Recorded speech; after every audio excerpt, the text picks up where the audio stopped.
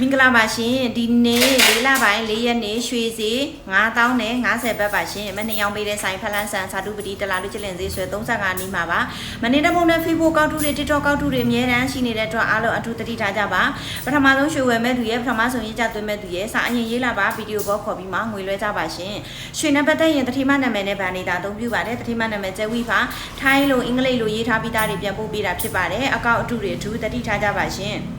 အခုမနေ့ရောင်းပေးတဲ့ရွှေဆိုင်တကြံကို3ရက်ပိတ်ပါတယ်ရှင်73ရက်14ရက်15ရက်ရွှေဆိုင်3ရက်ပိတ်ပါတယ်ပိတ်တဲ့နေ့တွေမှာအရေးကြစီးရင်တွေလုံးဝမလွဲလာပါနဲ့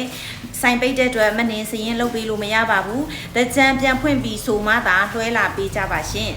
ပြီးတော့အခုလက်ရှိချိန်မှာထိုင်းနိုင်ငံရောမြန်မာနိုင်ငံရောစိတ်ညစ်နေကြတာတွေရှိတယ်ငလျင်ဘေးဒဏ်ကြောင့်အမျိုးမျိုးစိတ်ညစ်နေကြတာရှိတယ်နောက်ထပ်ကပ်ဘေးတွေအားလုံးနိုင်ငံအားလုံးနဲ့တကွာတစ်ကမ္ဘာလုံးအေးချမ်းပါစေကပ်ဘေးအပေါင်းကင်းလို့ငြိမ်းချမ်းပါစေလို့ဆုတောင်းပေးပါတယ်ရှင်